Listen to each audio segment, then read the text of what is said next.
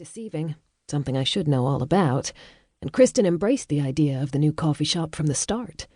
It helped that she already had a partnership going with two women who run a Pink Bean branch/feminist bookshop in Newtown. "We'll see," Kristen says. "I know she's your aunt, Rocco, but it will also depend on the budget." Rocco waves her off again. Kristen looks at his fluttering hand as though if he waves it at her one more time, she might very well slap it away. "This is even better than mates' rates, Kristen. This is family." Even I'm curious about meeting Rocco's aunt. I've known him for a long time, but I've never met her. However, I do know all about her long-term partner Samantha suddenly dying of a cerebral hemorrhage last year. Rocco may have cried about it when he was with me, but I'm sure he was a rock for his aunt. He's that kind of guy. As camp as they come, yet with a heart of gold underneath. I love him to bits for both those elements of his personality. A woman on a pale blue racing bicycle stops in front of the window, catching all of our attention. From her lanky form, I can tell it's Liz. She takes off her helmet and straps it to the handlebar of her bike. She waves at us through the window. "I can't believe there's going to be a Pink Bean in bloody Bondi," she says as she steps inside. "Now that I no longer live here."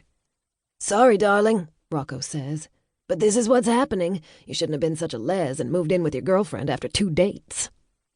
The 3 lesbians surrounding him protest loudly, telling him off for his inane utterance of clichés. While Liz admires the space, I see a bright red flatbed truck pull up outside. The driver manages to maneuver it into a tight spot, impressing me with their parking skills. Rocco claps his hands together. "Hera's here!" We all watch Hera as she descends from the truck. She stands looking at the building for a split second, just long enough for me to take her in. She's tall, with short, cropped dark hair that is graying slightly at the temples. Her jeans are faded and marred with paint spots. The t-shirt she's wearing is loose and shapeless, but from its sleeves, a pair of bulky biceps protrude. Hera pushes her tortoiseshell glasses up her nose and heads inside. Chapter 2. Hera. Rocco introduces me to Kristen, Liz, and Katherine.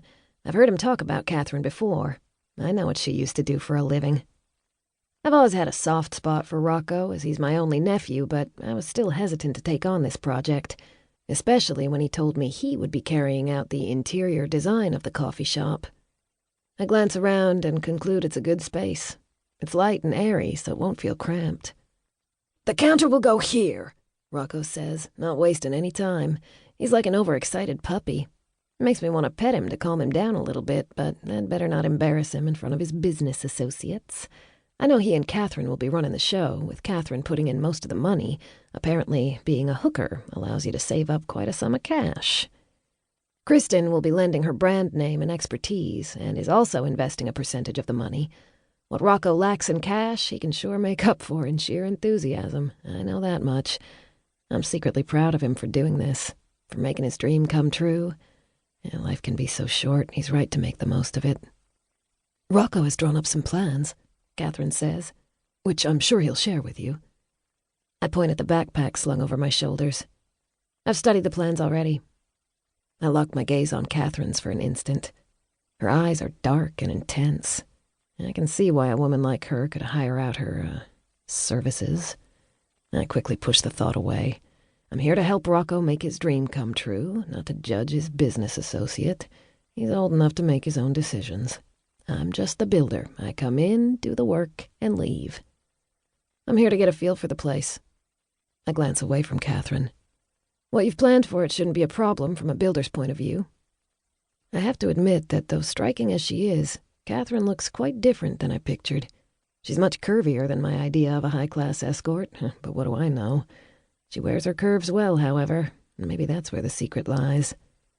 And if I'm going to do this job, I really need to get over Rocco's friend's profession, or former profession, as he has assured me. You'd best not tell your mother who you're hanging out with, I told him when he first told me about Katherine's job.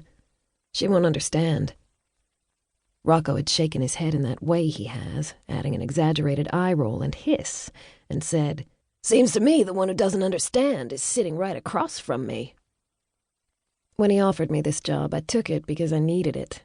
Not so much from a monetary point of view, although at the time Australia wouldn't let us legally marry, Samantha had made me the only beneficiary.